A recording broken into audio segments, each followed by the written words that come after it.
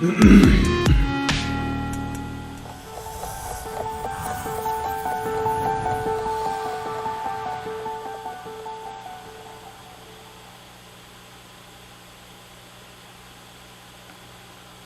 what's going on, everybody? My name's Jason. This is Redfish Bluefish. This is the channel that examines art, nature, and science through the lens of the aquarist. Sorry for the audio mix up there in the beginning. Usually I mute myself, but this time I neglected the mute button. We're going to jump right in. And by the way, thank you so much for showing up to my shoddily announced, hastily announced, rescheduled what is normally Friday evening live stream, late evening live stream. We had to reschedule it to Saturday morning, which is 9:02 a.m. Pacific time. I am going to jump right in and do what is normally the top 10 early birds. Now we only have 7 early birds this time, unfortunately, but I guess that's really not surprising, seeing as how I had to change it last minute. Again, guys, I apologize. I actually got called away on a work emergency, and it's one that we've been trying to do, and it's been rescheduled again and again and again. Without going into details, I am in research and development and engineering, and my employer, they regularly acquire companies and products, and I'm kind of, without going into boring details, I'm involved in pulling apart the technologies and the science and the products and seeing what makes them work and how we can best integrate them. And a lot of other stuff as well. I do a lot of other stuff. So I kind of got called away on some emergency stuff. Anyway, let's jump right in. We're going to do our top 7 early birds. Now, these are the first people that were active in chat before we started. In first place, we have Diego with Pet Sotics. Thanks, Diego. Appreciate you coming by. Second place, good friend of mine, awesome dude, Pepling Creek Aquatics. What's up, Pep? Third place, and I think this is the first time that this person has been in the top, top 10, top 7, whatever we're calling it this time. Carmo's Creations in third place. Thank you so much, Carmo. I really appreciate that. And it looks like from the comments, you might be local or local-ish. Nice. In fourth place, good friend of mine and a moderator of this channel, friend to the north, Chewy LTD. What's up, Chewy? Fifth place, Rocking Fish. Thanks, man. Appreciate you coming by. In sixth place, a very, very common name. Almost always makes the top 10 or the top 7 as it were this time. Dragon Lair. Thanks, buddy. Appreciate you coming by. And in seventh place, just snuck in under the clock, Fish Ion Tanktix. Thank you, thank you, thank you to each and every one of you. If you didn't make the top 10 or the top 7 this time, don't worry. I love you all the same. Hopefully the echo in here is not too bad. I've been making some progress. I getting some orders placed more than anything, making a little bit of progress on getting stuff in. So let me show you. You might notice behind me a little bit something different, but we're not going to jump into that. I want to grab my camera, and I want to show you guys. It's nice to be broadcasting while it's actually daylight and visible for once. So I'm gonna go out here. It's an overcast day, but I want to show you guys how windy yet nice it is out here.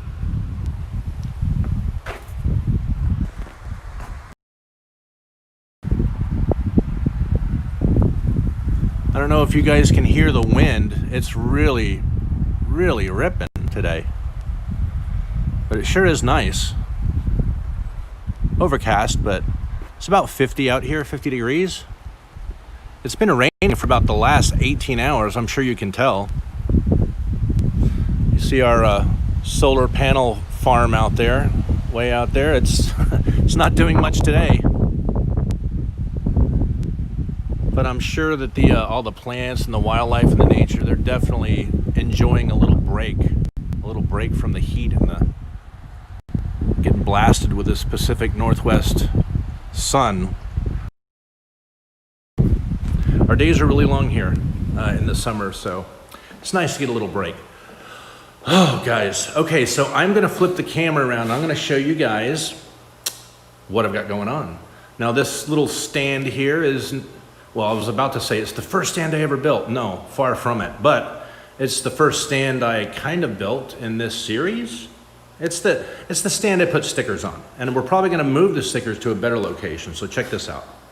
you'll see that I'm going to use this stand to close off this, where these two other stands meet and kind of make that weird joint, that weird 90-degree, joining there. Check it out.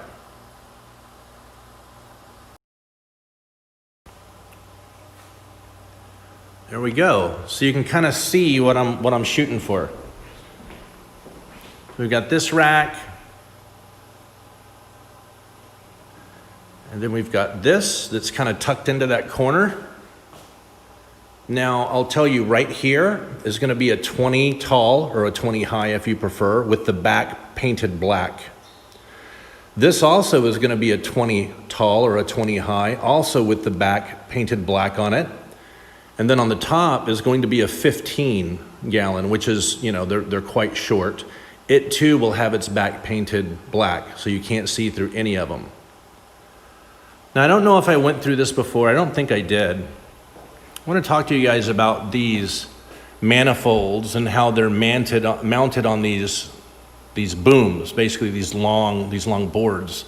Well, these long boards, you might be correct when you said at first, it looks kind of ugly. I'm not sure why he did that. He could have hid it better. Well, you'd be right if you thought that I could have hidden these manifolds and actually used some kind of creative plumbing to make sure that no back siphoning and subsequent burnout of my linear air pumps occurred. You'd be correct if you thought that. However, these serve a second purpose that they're not actually doing right now. I'll go behind here and I'll kind of show you what I'm talking about. Squeeze here. There you go. So on the back side of these, we're going to put a clasp here, or a bracket if you prefer, and a bracket here. And then we're going to have a long, running along here, we're going to have basically what amounts to a long telescopic curtain rod, really skinny ones. And then hanging off that curtain rod are going to be black shrouds. There'll be one here, as well as one here. The black shroud there, and the long black shroud there. It'll end at the ground. And that is so the presentation of these aquariums is basically what you'd get if you painted all of them. I do want to paint those three, like I said. I'm going to today, in fact, and get them moved in here, and once they dry, get them moved in here. But hopefully that kind of gives you an idea of what I'm going to be doing with those booms, those long wooden supports. So that's nice. Let me jump over here and see what we got going on in chat. Pardon my squeaky chair. I have the world's squeakiest chair, seriously. This thing is, it takes almost nothing to set it off. Let me go in and see what our metrics look like. I haven't even looked, to be honest with you. Looks like we have 20 watching right now. That's pretty cool, appreciate that, and 13 thumbs up according to what I see. So I'm gonna jump in and see what kind of comments we have going on here. Hey, welcome, Cody, son. Appreciate you coming by, man. Hey, I saw you, what was it, yesterday, day before, on that Daniken Aquatics release. It was pretty cool, man, to finally be able to put a name to the, a face to the name. See if I got any questions here. Hey, all right, we got Unusual Aquarium Ecosystems. Hi, Redfish, Bluefish. Pleased I got to the live chat. Awesome. Well, thank you so much for coming by. Unusual Aquarium Ecosystems is tuning in from England, I believe, the United Kingdom, somewhere. I'm not sure exactly where. Perhaps you'd tell us a little bit about your place. That'd be pretty cool to read about. Absolutely, Peplin Creek Aquatics. I will message you my address, my email address, and everything. I'll get that to you, buddy. No worries. Muppet 929. Hey, welcome, Muppet.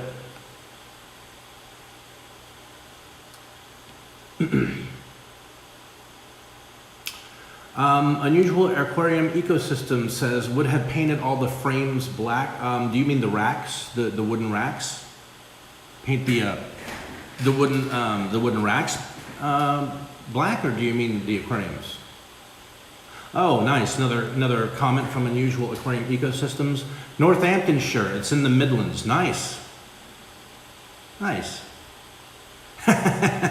Exactly, Muppet 929. It is a chair that squeaks when you just think about sitting in it. Gonna let some more chats build up and show you guys a little bit more what I got going on. Now, you guys recall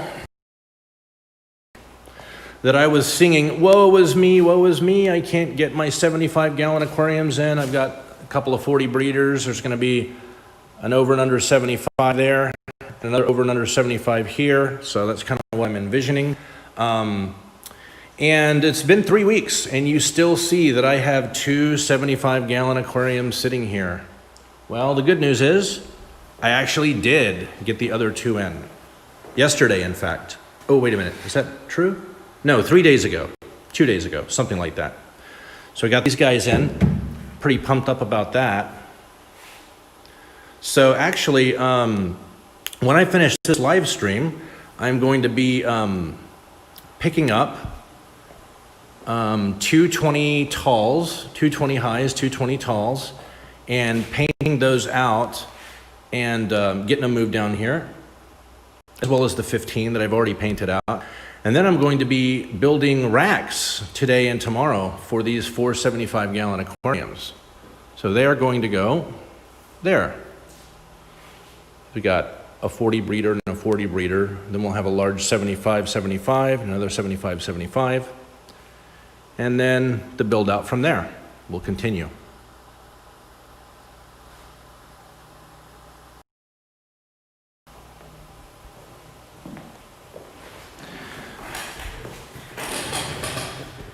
Pardon the shakiness. Looks like we have 24 watching now. That's not bad, guys. I'll take it.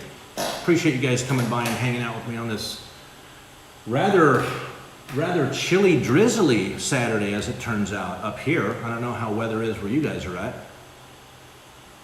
Hey, good morning, Danican Aquatics. Nice, thanks for coming by, my friend. And we've got Griffin Fish Room in here as well. Appreciate it, Griff. Oh dear. So, yeah, like I said, last night I had to zip down to downtown Seattle and help out with some migration stuff, upgrades, migrations, what have you. So, yeah, I fought that moisture and that rain all the way down to basically across the street from the Space Needle. I don't know if you guys know what the Space Needle is. It's that iconic, it looks like a sharp spire with a UFO stabbed on top of it, basically. I'm not a fan of the building, actually. You gotta be careful about how loudly you say that, because some Seattleites really dig that building. I do not. But basically, I was working across the street from it, for hours last night, and man, we were just getting pounded, pelted with drizzle and rain. It was basically at a Blade Runner. When you're working downtown in Seattle, all those neon lights going on, and it's really gray and drizzly, and you're just getting pounded with rain. It feels very Blade Runner-esque. It's bizarre environment. Hey, welcome, James Handy. I hope I didn't mispronounce your name. I think it's James Hand. And Charlie Bright. Thanks for coming by and hanging out in the chat.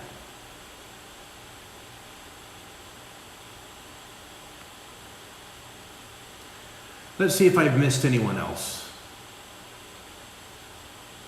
Oh, look at that. We've got Bentley Pasco in here. Hey, Bentley, thanks for coming by, buddy. Bentley has a comment saying, excuse me, but when will you have blue Hawaiian Moscow Guppies in stock? Oh, oh, Bentley. Bentley is going to be hooking me up with a pretty killer supply of a really killer fish. You guys have heard of the blue Moscows, and there's the black Moscow, and there's like a blue-green Moscow. I think HC Aqua does the blue-green Moscow, really nice. Bentley has it's hard to explain the blue of the Hawaiian blue Moscow Guppy. It's the Hawaiian Moscow Guppy. They've got 3 or 4 different variants of the name, same fish. The blue is positively iridescent. Like, it's really iridescent. It's a different blue. There's no question about it that it is blue. It's not one of those fish where you're like, well, it's blue, but it's gray. Well, it's blue and it's green. No. These are blue. Amazing guppy strain. And with Bentley's kindness,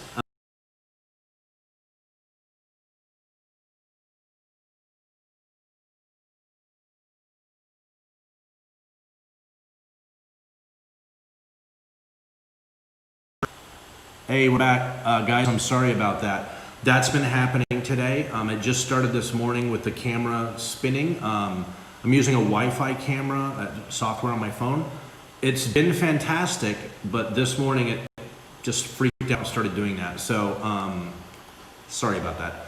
If it happens and it doesn't come back, I'll kill the stream, unfortunately, because it requires a reboot of the host computer, the phone, everything has to be reinitialized. It's pretty annoying. Apologies for the temporary spin of doom. When that happens, actually, I lose audio too, so I can't even apologize. So this is your apology in advance, I suppose. Oh dear. Hey, Maria Z stopping by. Maria, I appreciate you coming by. That temporary change definitely threw a monkey wrench into all kinds of things, attendance included. But I really appreciate you guys coming out and hanging out with me. So yeah, like I was saying, blue Hawaiian Moscow Guppies. Yeah, these are a really interesting strain that I am going to be carrying. I'll drop a little bit more information. We've got some guppies that will be coming in from the East Coast. They're not imported. I don't typically import guppies. They just, if you're importing guppies, then you're probably getting them from either East or Southeast Asia or South Asia. Sri Lanka is a big breeder of guppies. The problem is that they're generally beautiful fish, but they come in sick. They come in with parasites. They come in with all kinds of things. And guppies, I have a theory. Guppies are really sensitive to ionic differences in water. What I mean is ionic differences, ions in water. If you analyze water, we ran a TDS meter through water, right? It's telling you how many parts per whatever of whatever is in the water. Those are ions, right? Ions are charged particles that generally come from some kind of compound. So a lot of the ionic profile of water from Southeast Asia, East Asia, and South Asia is wildly different from the ionic composition that we have in our water here. So I have seen time and time again huge imports of guppies that you bring in from the East, the Far East, Southeast, South Asia, whatever, and within 3 to 4 months, you'll maybe have 5, maybe 10% of them. You will have lost 90 to 95% of those fish for reasons you really can't explain. They just start to fade. They just start to do poorly. Whether you treat them with medications, whether you quarantine them, that's all irrelevant. It's not going to matter. I've seen it time and time again. So for that matter, for that reason, I bring fish in that are bred here in the United States. I do not import guppies from abroad. With that said, I've got an excellent professional guppy breeder out east, and I've got some really killer strains coming in. One of them is called it goes by several names, but I'll drop the name. Maybe you guys can look it up. It's the red iron guppy. I don't know if you guys can find any pictures of it. You might be able to. It's a fantastic fish, guys. It's really something else. So. Oh, you're very welcome, Carol Braswell. And that's not to say that there aren't breeders overseas in Southeast Asia, Indonesia, whatever, that don't absolutely blast their guppies with tons and tons of salt. And, when I talk about ionic profiles, there are a lot. Okay, so for instance, Indonesia. Okay, Indonesia is rife with volcanic activity. Okay, the country was formed by volcanoes. So that's going to tell you right off the bat that a lot of the soil in Indonesia is ultramafic. What does ultramafic mean? Ultramafic typically means very, very, very high in iron, very high in magnesium, manganese, very high in metals, typically very low in nitrogen, low in the things that the plants really, really like, your NPK, your nitrogen, your phosphate, your potassium. Mafic soils, and especially ultramafic soils, are typically really, really high in metals and irons and stuff like that. So it stands to reason, right, that standing groundwater, lakes, ponds, whatever, are going to have wildly different ionic profiles than do pools and ponds and what have you in our country. Because there are certainly regions in the United States where ultramafic soils are just everywhere. Most of California, not most of it, but a large parts of California feature ultramafic soils. So, with that said, of some of these countries where they are breeding en masse, I keep bumping this camera, sorry guys. Some of these countries where they're breeding these guppies en masse, not only are they adding tons and tons of salt to the water, which can be beneficial, there's no problem with that sometimes, the water right off the bat suffers from sitting on top of ultramafic soils. So, I'll shut up about ultramathism because that's going to lead me down the road to speciation and talking about all kinds of weird plant sciences. And then once I fall down that rabbit hole, we're not coming back. Hey, we got Joe Clyde in here. Thank you so much, Joe Clyde. Joe Clyde's a good buddy of mine. He's a local, and we're just... Oh, wow, my screen blipped for a minute. And we're just happy to have him. Thank you so much, Joe.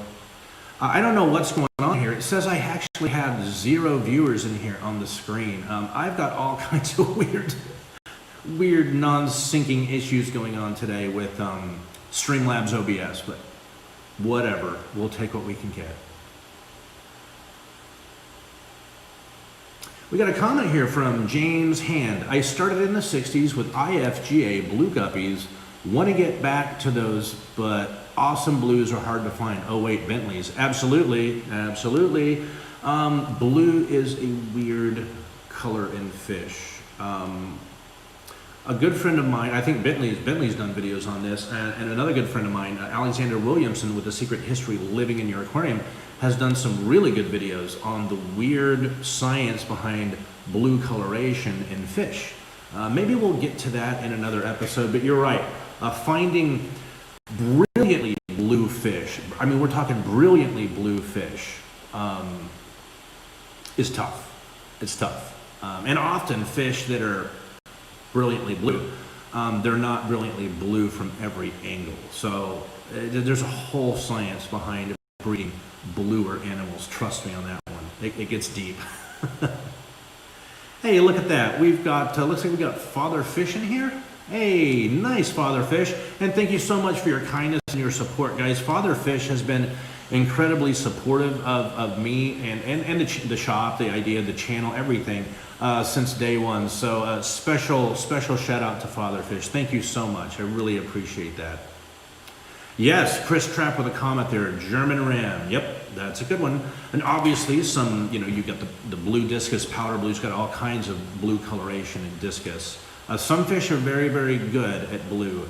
The problem is, this is the problem, making fish blue who weren't naturally blue. That's when you start, okay, this is where it gets a little deep. We're gonna have to spend some time with this stuff. Anyway. Oh dear. So yes, a little getting back to what I have ahead of me. I'm going to be building those racks out this weekend. Going to put the wood shop to use. I've got a ton of stuff in the garage I got to get out of there. I got to do some cleaning up actually there, and get some stuff sorted out so I can even get to my table saws and my routers and my drills and my clamps and all that good stuff. Pretty insane. Oh, nice. We got a comment here from EM. Love the Giant Fish Nerds talking science. Hello from Victoria, BC for coffee and fish talks. Nice. Well, thank you so much. If you're in British Columbia, then you are just right there, right next to me. I'm broadcasting from central Whidbey Island in Washington State. We're an island out in the Puget Sound, and just to the north of us are our British Canadian friends. Really, really gorgeous place up there. I don't know if any of you guys have ever had a chance to visit British Columbia. Really fantastic place with some fantastic people. I just wish that they would stop a couple of the big, not very nice, destructive mining operations they have going on. Chewy Ltd could talk about that a little bit. It's been a long and storied tradition of fighting mining companies up in British Columbia who unfortunately leave behind some pretty serious damage to the natural water systems there. And obviously we're all Aquarius, we're nerds, we love nature, we love this earth, this place we come from, we have to have, we have no choice. So that should touch a little bit of a nerve in each and every one of you, I think, when we start talking about some of the destruction done by these mining companies that use these incredibly destructive methods and chemicals for getting money out of the ground and leaving behind misery. So I'll shut up about that, about British Columbia. Fantastic place. I absolutely love it. There are a couple of big mining operations we got to do something about there. I really believe that. Big City Bettas, hey, welcome. Oh, thank you so much. I appreciate it. Yeah, the space is coming very slowly. It's way too slow, way too slow. I gripe about it every single live stream, so here's the inaugural gripe. Oh, shortage supplies, shortages of everything. Let's see, what's the latest? Brightwell Aquatics, 4 to 6 weeks out on everything. Let's see, what else? Fluval, it looks worse and worse with Hagen every day. What was a 4-week lead time has become a 6-week, now it's a 12-week. It's not getting any better, it's getting worse.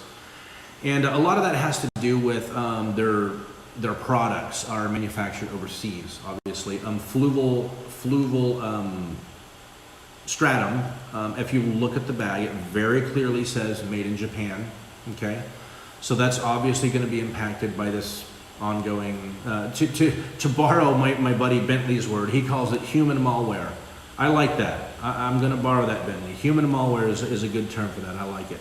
This stupid human malware issue that's still going on around everywhere is absolutely impacting everything. We talked about substrate from Japan, that's a no-go. For the longest time, tissue cultures, almost all of them, well actually all of them from ADA are manufactured in India. Those were cut off for months, for going, what, 4 months, maybe? 5, 3, something like that. It's been a long time. They've been cut off completely. Those are starting to come back in.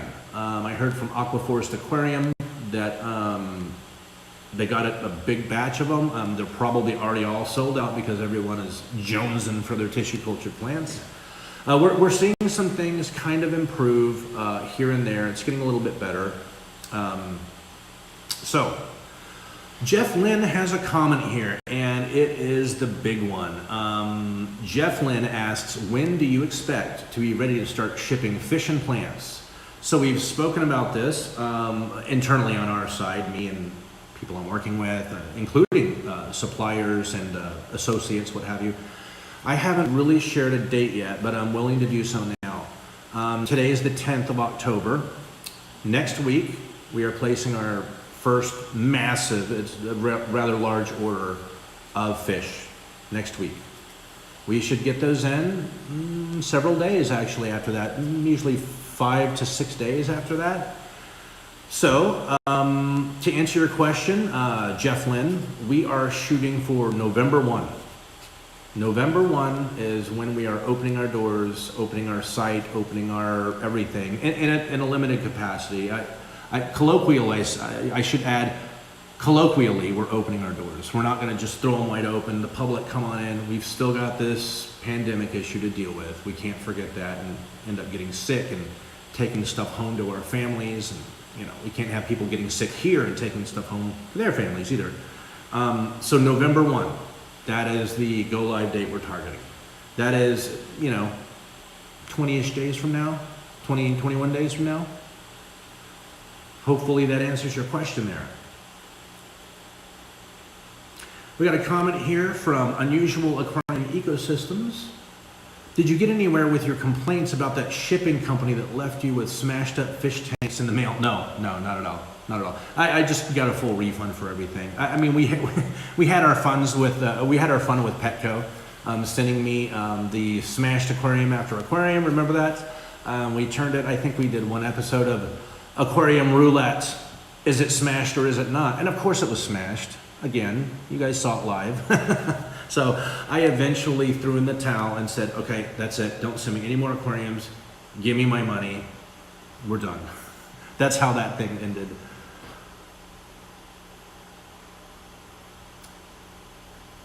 Yeah, Big City Betta's here.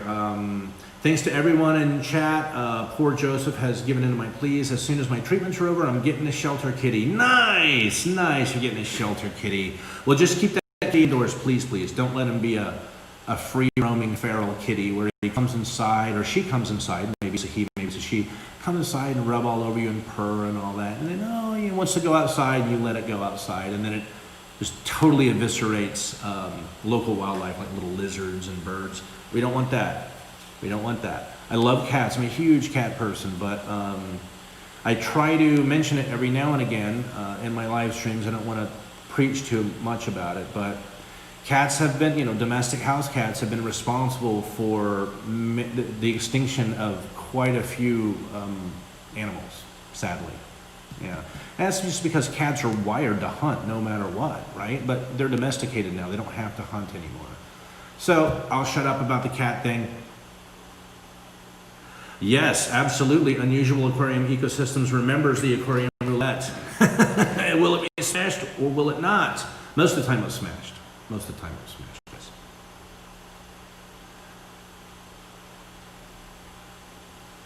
Oh, yes, yes. I'm sorry I missed this little comment here from Bentley Pasco.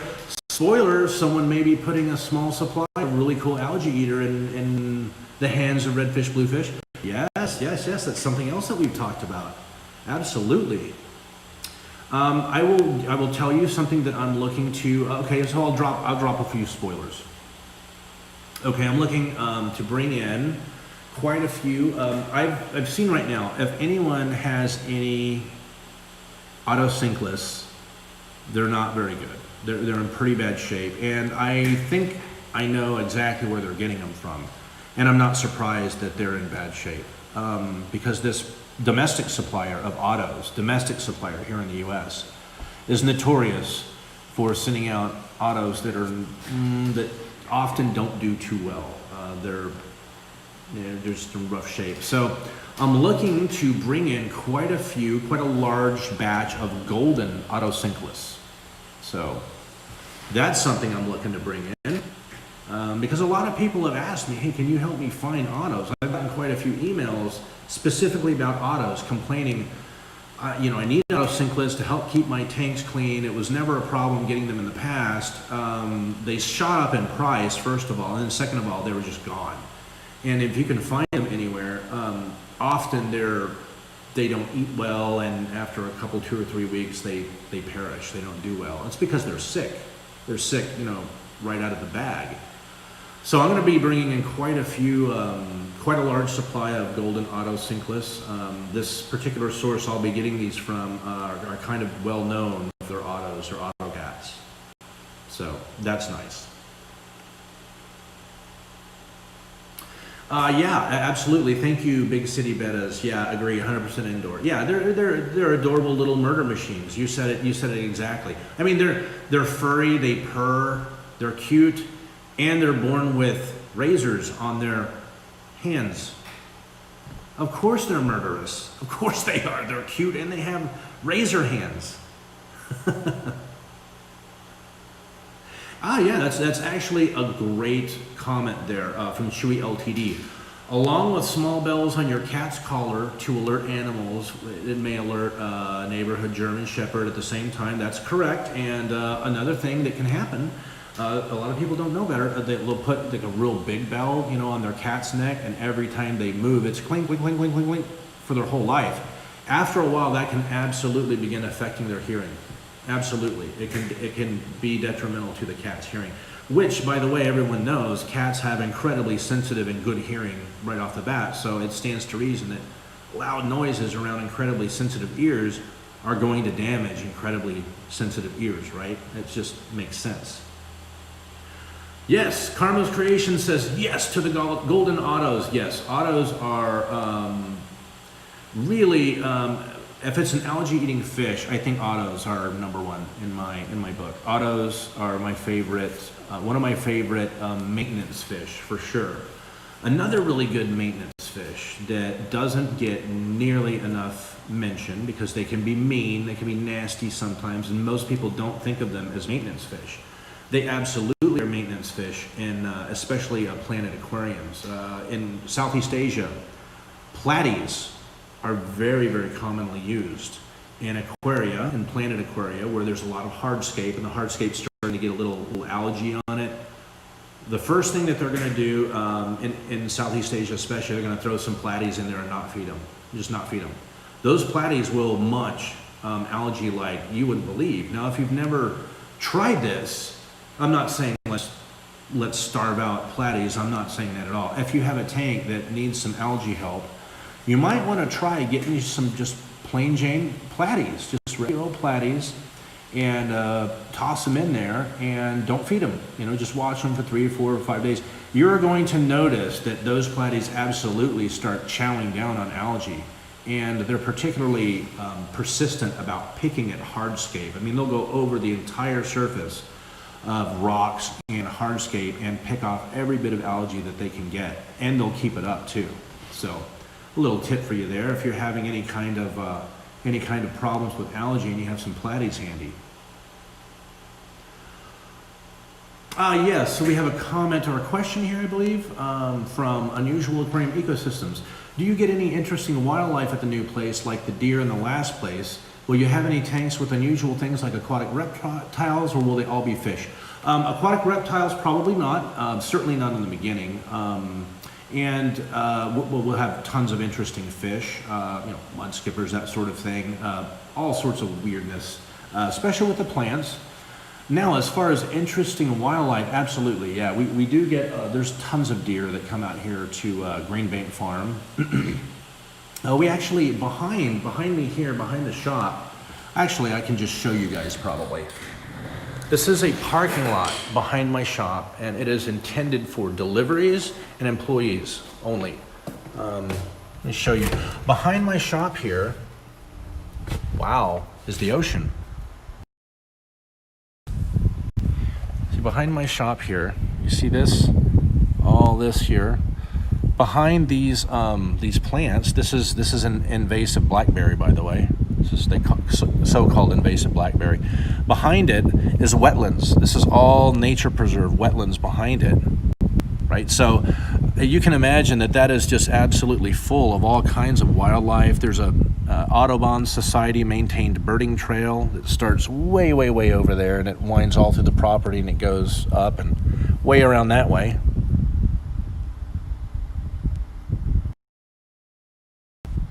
So yeah, as you might imagine, there's a ton of wildlife around here. Back over where the native plant area is, and the massive public gardens that is, here, I'll show you guys kind of where it is.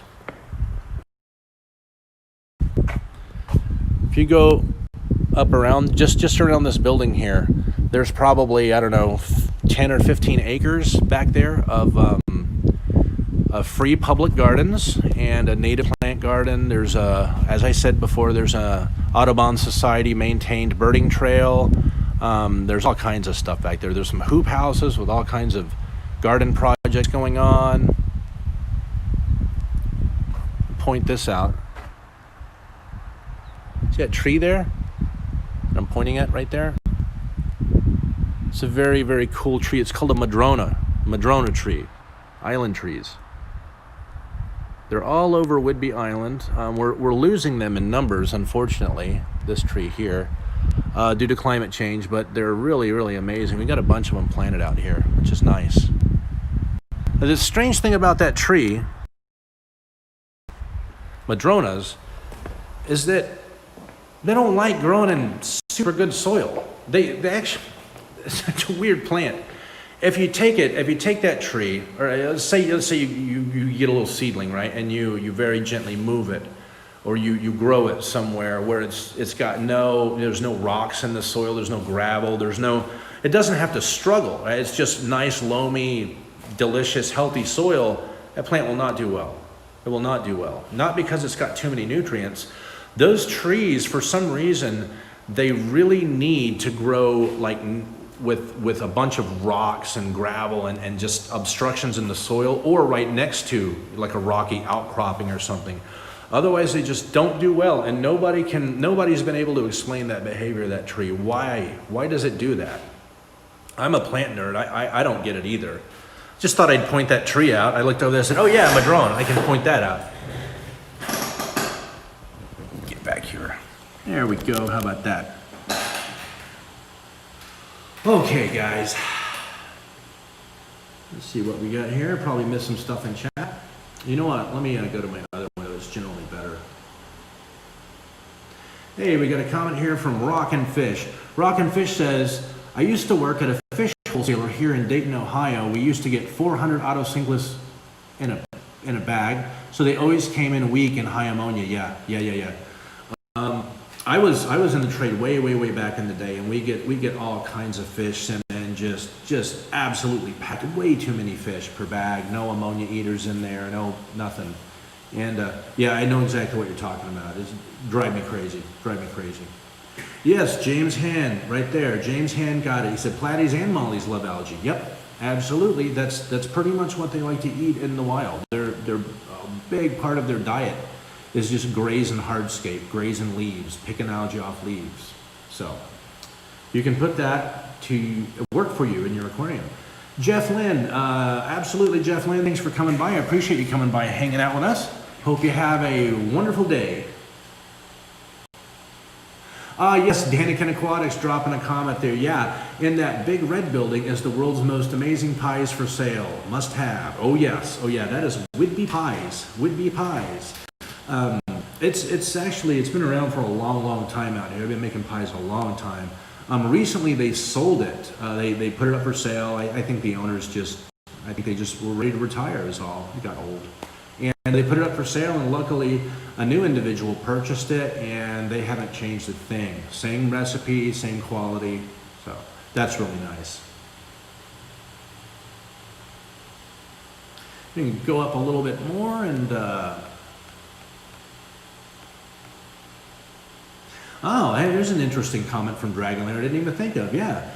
Research I read said tying a brightly colored kerchief around a cat's neck works better than a bell. Hey, that's a good idea. That's a really good idea. Nice one. Yeah, because everyone knows fish see colors, so do birds. Birds absolutely see color. And they're going to see them coming. The problem is, I don't believe that everything sees color. I do not believe that most reptiles see color. I think some do. I'll have to research that some more. I'm not certain. Man, this thing, I'm going to bump it about 40 more times before the day is over. Anyway, guys, we are 45 minutes in, and I am probably going to wrap it up because I have a ton of work to do here. We talked a little bit about what I have planned today. We got that rack moved in, and we're going to get 2 20 talls and a 15 on it. We're going to paint them today. We're going to start building our racks today, which means I got to go down in my massive pick 'em up truck, and I have to buy a bunch of wood. So that's going to be interesting to do in the rain, and the drizzle, I should say. And then once those are built out, we'll get them moved down here and get this place, get some water in these new aquariums. So, kind of recap, we're going to be putting in our first order next week. So I am guessing the week after that, we should be seeing stock come in. I should be getting a lot of buzz, a lot of phone calls from my import agent, we'll say. And yes, I do use an import agent for my stuff. I have my own license and all that stuff, but yeah, you could do it yourself if you wanted to. But speaking as someone who has imported both plants and animals without the use of an import agent, be careful. Import agents, they bring a lot of value add, and they're not typically very expensive. So you might want to keep that in mind if you're ever thinking about trying to import anything. Use of an import agent is recommended. Anyway, guys, I think that's just about all we had for today. So this is part 5 of my making my own tropical fish shop series. I usually forget to do this. Thank you so much to each and every one of my moderators. You guys help the chat keep going. You help keep things smooth and troll free. Thank you so much. And if you haven't yet, please consider liking, sharing, and subscribing to me. We do our live streams every Friday at 8 p.m. Pacific. That's 11 p.m. Eastern. It's a little bit late for some people, I get it. I'm actually kind of liking this spot that we're doing right now. I may kick this around as a second time. I'm not sure, but I kind of like being able to broadcast with you guys in the daylight, kind of earlier in the day on a weekend.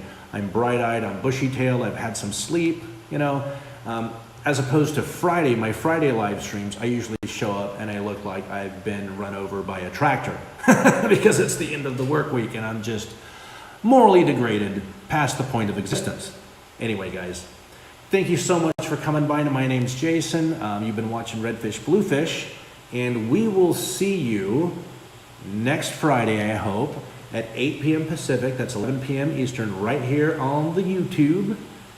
Take care of yourselves, and I wish you all peace, love, and happy fish keeping. Bye-bye.